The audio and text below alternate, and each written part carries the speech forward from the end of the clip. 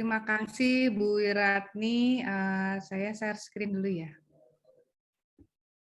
Iya, monggo. Nanti untuk para audiens kalau ada pertanyaan bisa langsung diketikkan di chat ya. Nanti akan ditanggapi oleh Bu Ita setelah paparan beliau.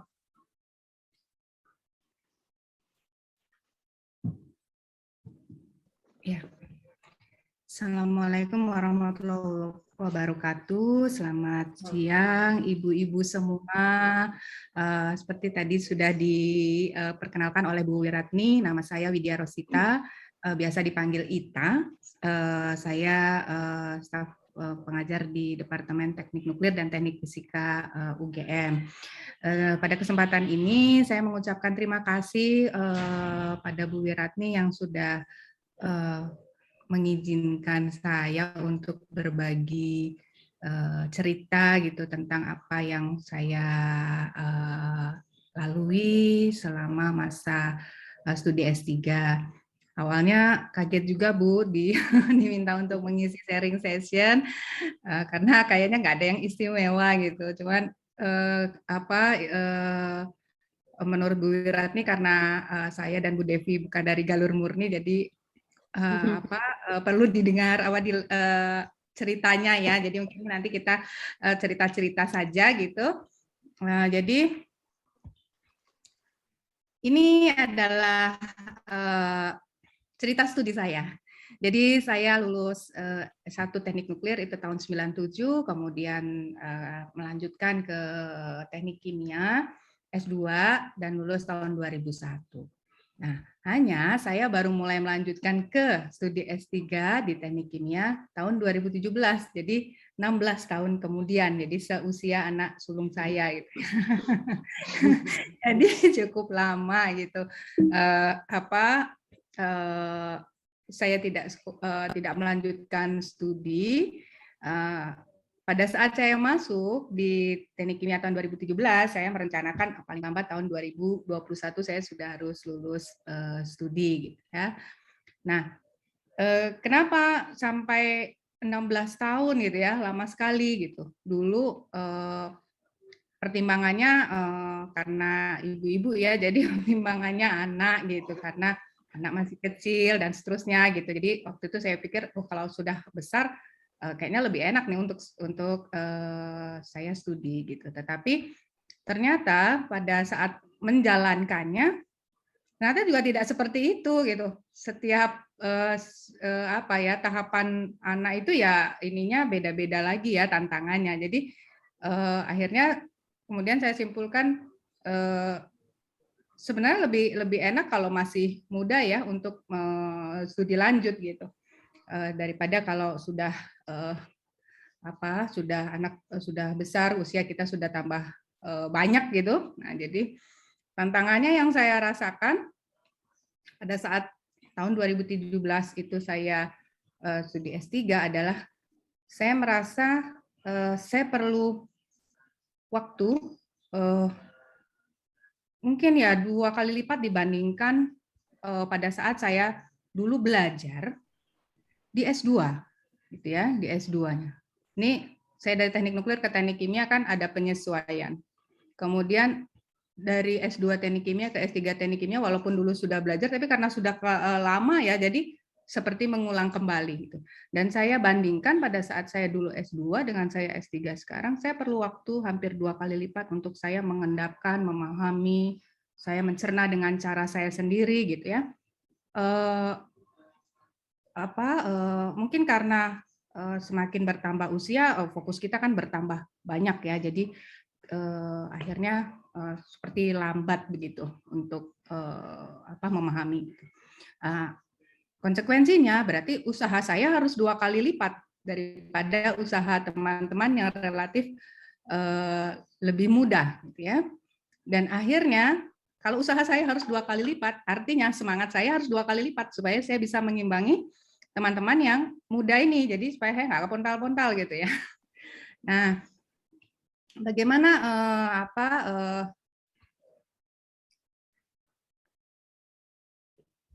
usaha istilahnya yang saya lakukan selama kurun waktu 4 tahun kemarin Karena targetnya lulus tepat waktu tadi, maksimal 4 tahun. Jadi yang pertama, berarti saya harus memelihara semangat yang 2 kali lipat tadi. Pada saat saya memulai S3, itu salah seorang senior di DTNTF itu sempat mengatakan begini, dan itu sampai saat ini saya ingat sekali. Studi S3 itu kalau misalnya kita bayangkan seperti lari, itu adalah maraton, bukan sprint. Karena waktunya panjang. Ya, waktunya panjang. Dan pada saat kita maraton, artinya kita harus memelihara ritme sepanjang itu supaya tidak naik turun, ya, supaya tidak naik turun. Nah, ini saya pahami sebagai memelihara semangat selama kurun waktu 4 tahun itu supaya kalau bisa jangan naik turun, gitu ya, bisa jangan naik turun. Nah, bagaimana caranya supaya semangat itu tetap terpelihara relatif stabil dari awal sampai akhir? Ada pesan beliau yang kedua, yaitu saat menjalankan studi S3, bersiaplah untuk segala kemungkinan. Biasanya studi S3 itu entar ada aja hal-hal yang di luar dugaan. Jadi kita harus mempersiapkan mental untuk menerima itu. Saya pikir waktu itu apa ya kira-kira. Ternyata dalam perjalanannya ya nanti mungkin saya akan sampaikan sedikit cerita tentang penelitian. Nah, jadi berangkat dari pesan tadi, saya berusaha untuk menjaga semangat ya, menjaga semangat supaya tetap 2 kali lipat walaupun kenyataannya susah sekali karena semangat itu naik turun sekali gitu ya.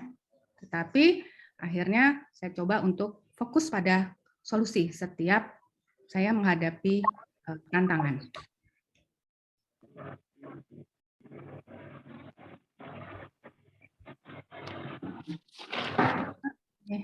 Nah, ini adalah beberapa tantangan yang saya hadapi kemarin saat penelitian saya. Bulan Agustus tahun 2017 kami mulai S3. Sampai kira-kira bulan Juli tahun 2018 semuanya relatif sesuai rencana ya. Kami kuliah, kemudian saya melakukan karakterisasi sampel, mengirim analisis itu ke Kanada. Kebetulan kami yang melakukan analisis ke sana. Kemudian tahun bulan Juli 2018 sampai bulan Januari 2019 masih relatif lancar. Saya melakukan preliminary eksperimen, langkah 1 dan 2 di sini saya memiliki 3 step dalam penelitian saya. Jadi eksperimen 1 dan 2 itu saya lakukan, kemudian ujian kompre. Nah, tantangan mulai terjadi di bulan Januari tahun 2019. Pada saat itu alat analisis yang saya pakai kebetulan bermasalah sehingga tidak bisa digunakan. Dan kebetulan juga ada perpindahan gedung dan sebagainya, dan itu di luar perkiraan, di luar kendali saya gitu ya. Nah, pertama ini mulai bingung gitu pada bulan Januari tahun 2019, dan ternyata alat itu masih tetap bermasalah sampai bulan Agustus tahun 2019. Jadi bisa dibayangkan di sini ada 7 bulan. 7 bulan yang tidak nge-lab lah istilahnya gitu. Nah, akhirnya untuk mengatasi hal ini kan tadi saya nggak boleh berhenti, saya pikir gitu ya. Kalau saya berhenti pasti pemanasannya akan lebih sulit lagi. Jadi saya tidak boleh berhenti. Jadi pada kurun waktu ini saya membuat manuskrip untuk publikasi, karena publikasi menjadi salah satu syarat. Membuat manuskrip, kemudian mengirim, ditolak, mengirim, gitu ya. Jadi prosesnya seperti itu. Kemudian sambil jalan juga mencari alternatif alat lain yang kira-kira bisa menggantikan alat saya, karena kebetulan bahan yang saya teliti ini bahan yang kecil ya, sehingga alatnya juga butuh yang sensitif. Jadi kami pakai ICP. Nah, jadi apakah ada alternatif alat mungkin di lab lain di luar UGM itu, atau saya perlu membuat skenario baru ya, sehingga itu bisa berjalan. Nah, sambil jalan, kemudian akhirnya ditemukanlah salah satu solusi bahwa skenario skenario digesti ini akan kami lakukan yang tadinya dengan analisis cairan, kemudian dilakukan dengan analisis padatan. Berarti saya harus kirim ke Kanada kembali. Nah, jadi eksperimen digesti kemudian dijalankan menggunakan skenario baru dari bulan Agustus 2019 saya lakukan sampai bulan Januari tahun 2020. Dan di bulan Januari 2020 itu ICP yang di teknik kimia sudah berfungsi dengan sangat baik, sehingga saya bisa menggunakan alat di teknik kimia. Nah, di sini sepertinya tidak ada masalah lagi. Jadi saya bisa melakukan preliminary eksperimen 3 dan SEMHAS 1. Ternyata setelah saya SEMHAS 1 di akhir Februari, awal Maret, awal pandemi. Awal pandemi yang kita tidak terbayang bahwa kejadiannya akan seperti ini, sehingga akses ke lab itu ditutup selama beberapa bulan. Kurang lebih waktu itu sampai bulan Juli 2020 saya baru bisa mengurus masuk lab lagi. Nah, dalam kurun waktu itu kemudian saya melakukan saya mengisi menulis disertasi dengan harapan dan membaca membaca publikasi-publikasi dengan harapan pokoknya saya jangan sampai berhenti berpikir, istilahnya begitu. Kemudian bulan Juli tahun 2020 meskipun ada pembatasan akses ke lab karena SOP-nya kemudian menjadi berubah, saya tetap bisa melakukan eksperimen di tahap 4, yaitu eksperimen asam. Saya lakukan sampai bulan Desember tahun 2020, dan di kurun waktu ini yang berubah itu tidak hanya SOP ke kampus, tetapi juga SOP untuk mengirim sampel ke luar negeri. Itu sampel saya kemarin sempat mondar-mandir Jogja Semarang itu hanya gara-gara dokumen yang tidak lengkap, jadi ada perbaikan dokumen di imigrasi bea cukai ya, atau yang untuk keluar itu kurang lebih mondar-mandir sekitar 3 minggu hanya gara-gara dokumen harus diperbaiki lagi gitu. Nah, kemudian bulan 12 tahun 2020 sampai bulan 4 tahun 2021 melakukan penulisan disertasi dan SEMHAS 2. Dari bulan 4 sampai bulan 7 tahun 2021 melakukan persiapan ujian tertutup sampai kemudian dilaksanakan ujian tertutup dan dinyatakan selesai pada bulan Juli kemarin. Nah, jadi waktu awalnya diberitahu oleh senior bahwa bersiaplah untuk kondisi tidak terduga selama masa S3, waktu itu saya tidak terbayang seperti apa. Ternyata memang ada kondisi tidak terduga alat. Kalau alat rusak mungkin di antara kita sudah siap-siap gitu kalau ada alat rusak seperti apa. Tetapi yang tidak terduga adalah pandemi ini yang menyebabkan akses kita memang sangat-sangat terbatas. Tetapi kembali ke itu tadi bahwa kita harus fokus solusi, akhirnya walaupun tertatih-tatih ya diusahakan untuk tetap jalan gitu ya, tetap jalan, tetap berpikir gitu, tidak berhenti sampai selesai. Nah, tadi sampai fokus solusi. Kemudian dalam perjalanannya, meskipun kita suka ngobrol, kami di angkatan 2017 itu sering ngobrol gitu ya, ngobrol bareng dengan teman-teman seangkatan maupun dengan kakak angkatan gitu. Tetapi untuk menjaga semangat saya, itu biasanya saya selain walaupun saya mengambil pelajaran dari obrolan, saya tetap mempertahankan bahwa ini adalah jalur saya. Jadi saya tidak akan membandingkan dengan jalur orang lain yang mungkin kalau membandingkan nanti jatuhnya malah jadi rumput tetangga kelihatan lebih hijau gitu. Jadi kok kayaknya itu loh lancar banget gitu ya, kok punya saya kok masalahnya banyak banget gitu. Nah, saya tetap tetap berpikiran bahwa ini adalah jalur saya dengan tantangan-tantangannya, maka saya akan fokus pada tujuan gitu ya. Nah, bagaimana kemudian adaptasi dari keilmuan yang sedikit berbeda dan dengan situasi konsentrasi saya yang berbeda dengan yang berusia muda, ya itu tadi kami ngobrol dengan seangkatan, ngobrol dengan lain angkatan, bahkan juga ngobrol dengan mahasiswa S2 maupun S1 yang tergabung di dalam grup riset. Kalau dengan teman-teman S3 seringkali kami belajar bareng. Kalau dulu saat sebelum pandemi sering ngumpul di ruang S3. Nanti ngerjakan misalnya tugas bareng, di situ kan kita bisa saling bertanya gitu ya. Saling bertanya, kemudian kalau nggak jelas biasanya teman-teman akan menjelaskan dengan sabar gitu ya. Kemudian di dalam sesi itu juga, dalam sesi ngobrol itu ada sharing info. Kadang-kadang kita tanya alat ini di mana, metodenya apa yang pas gitu ya, atau sekedar curhat. Curhat ini sangat penting ternyata. Karena dengan curhat ternyata kita jadi kita merasa oh ternyata teman itu yang kelihatannya lebih lancar, lebih menyenangkan gitu ya pelaksanaan risetnya, itu ternyata juga punya masalah tersendiri. Jadi ya kita semua punya masalah gitu. Jadi setidaknya ada teman teman sesama punya masalah gitu, jadi ayem gitu. Seperti itu. Jadi itu cara-cara memelihara semangat.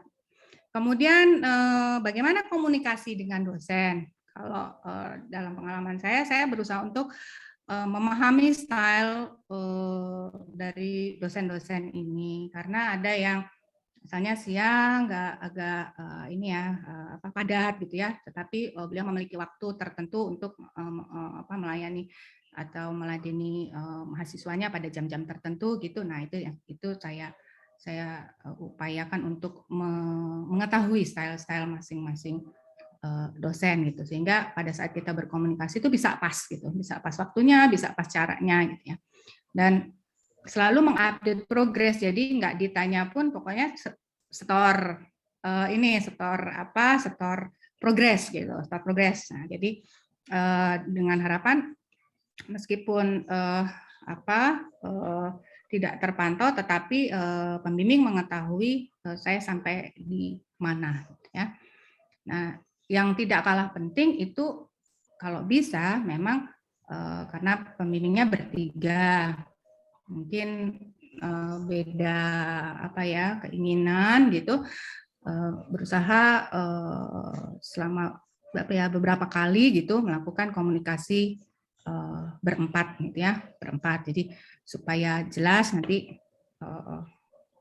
promotor A, promotor maunya seperti apa gitu. Yang ketiga adalah manajemen waktu. Selama ini yang saya lakukan adalah membuat rencana kemudian dilaksanakan. Terutama ini menghadapi kondisi pembatasan akses ya dalam pandemi ini. Kadangkala kita sudah mengurus masuk ke laboratorium, sudah kita kerjakan, kemudian di tengah jalan tiba-tiba ada kasus misalnya harus disinfektan gitu ya, sehingga kampus tutup 3 hari, berarti kan 3 hari ke depan kita tidak bisa masuk lab gitu. Nah, jadi selama 3 hari yang dadakan berdiam di rumah itu membuat saya biasanya membuat rencana setelah saya masuk apa yang saya harus lakukan, dan itu harus lebih strict lagi dilakukannya karena waktunya kan jadi lebih pendek ya gitu. Nah, jadi di planning kemudian dilaksanakan. Dan yang kedua adalah menetapkan skala prioritas karena saya seorang ibu, seorang istri, seorang anggota masyarakat. Nah, tentu ada skala prioritas di mana kadang-kadang saya harus lebih prioritas dulu ke kegiatan anak gitu ya. Berarti pada saat itu saya harus fokus ke sana, tetapi pada waktu yang lain saya fokus ke studi gitu. Kemudian hidup yang seimbang. Jadi supaya tidak terlalu tegang gitu. Karena ya kalau yang punya hobi masak, berarti masak-masak ya Mbak Devi itu senang masak, jadi hobi masak gitu. Kalau saya hobinya makan, jadi saya wisata kuliner. Nah, untuk mendukung hobi saya yang wisata kuliner itu, kemudian saya olahraga. Nah, jadi sebenarnya olahraga itu apa ya, penyelubung supaya hobi saya yang makan-makan tadi bisa diakomodir gitu. Nah, jadi kalau udah buntek gitu ya, pas semangat lagi down, ya kita happy dulu, happy. Nanti kalau biasanya kalau sudah makan-makan atau sudah olahraga, biasanya balik lagi semangatnya. Nanti terus kembali lagi ke laptop, atau kembali lagi ke logbook gitu. Itu seperti itu.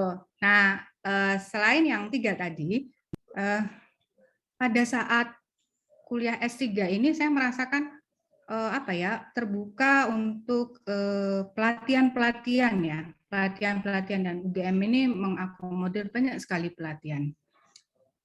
Salah satunya yang diselenggarakan oleh perpustakaan ya, perpustakaan dari yang misalnya Mendeley, bahkan untuk Word itu aja bisa kalau kita minta gitu ya. Jadi apapun yang bisa mendukung proses penulisan disertasi, saya ikutin gitu. Selain itu di LPPT itu juga sekarang banyak pelatihan-pelatihan, misalnya SEM, TEM gitu ya, dan kemarin itu tidak berbayar gitu. Jadi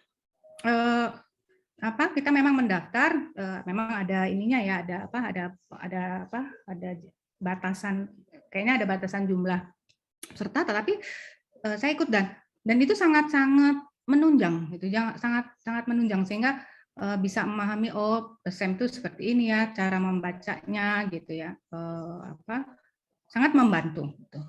Nah, yang tidak kalah penting itu adalah diskusi dengan expert. Expert bisa dalam dan luar negeri. Yang kemarin saya lakukan itu saya nggak kenal ya dengan expert ini, tetapi kebetulan ke orang-orang ini baik-baik sekali ya. Jadi misalnya di mineral processing itu ada 2 penulis yang memang terkenal ya di bidang mineral processing ini. Ada Prof. Howard dan Prof. Dai. Itu saya memang banyak membaca papernya. Kemudian pada beberapa kesempatan saya sempat email prof ini untuk menanyakan tentang hal-hal yang ada terkait dalam papernya. Dan yang saya tidak sangka adalah beliau-beliau ini sangat cepat merespon. Seringkali saya tulis hari ini emailnya, besok sudah dibalas, gitu ya, dan menjelaskannya tuh tuntas gitu. Seringkali malah dikasih attachment itu paper beliau gitu, atau buku gitu ya yang dikarang oleh beliau gitu. Jadi sangat-sangat membantu. Demikian pula yang dalam negeri. Pada saat saya mempelajari tentang XRD, saya mendapat kontak dari expert dari UI tentang XRD. Itu beliau juga baik sekali itu ya, baik sekali menjelaskan dengan detail gitu, dan bahkan untuk untuk analisis yang di salah satu instansi yang melayani tentang analisis itu, beliau juga membantu menjelaskan gitu kepada yang di sana gitu ya. Jadi tidak kenal tetapi baik sekali, all out gitu. Dan itu adalah hal-hal yang selama ini saya tidak terbayang ya akan menemui seperti ini gitu, dan itu sangat membantu. Pada saat saya mencari misalnya paper sebenarnya UGM banyak melanggan paper, tetapi ada yang sempat saya temui itu ada beberapa paper yang mana atau beberapa jurnal yang yang UGM tidak langgan. Nah, yang saya tempuh waktu itu kebetulan karena saya dosen, jadi ada beberapa alumni kami kan yang melanjutkan ke luar negeri gitu ya. Nah, saya kontak mereka apakah di sana ada melanggan tentang jurnal ini gitu. Kalau misalnya ada, saya minta tolong apakah bisa gitu kan mencarikan judul yang ini gitu, yang paper yang saya perlukan. Dalam beberapa kali ya dapat gitu paper-paper tersebut gitu, sehingga saya bisa mendapatkan paper yang saya ingin pelajari gitu ya. Jadi itu beberapa cerita yang saya alami selama 4 tahun kemarin. Kalau untuk publikasi, kalau kemarin sih saya maunya yang tulis aja, terus dicoba dimasukkan ke Q1 dulu gitu ya, Q1 dulu. Harapannya kalau misalnya pun ditolak, harapannya sih sudah direview sehingga nanti pada saat perbaikan review ditolak ya nggak apa-apa, yang penting kan sudah dapat reviewnya gitu ya, nanti diperbaiki, disubmit lagi di tempat yang lain ya. Jadi memang semangat, jadi kuncinya memang menurut saya sih semangat itu ya, semangat pantang mundur begitu. Nampaknya itu dulu yang bisa saya share, Bu Wiratni. Mungkin nanti bisa ambil ngobrol aja barangkali ya. Ya, terima kasih Bu Ita untuk pemancing diskusinya ya.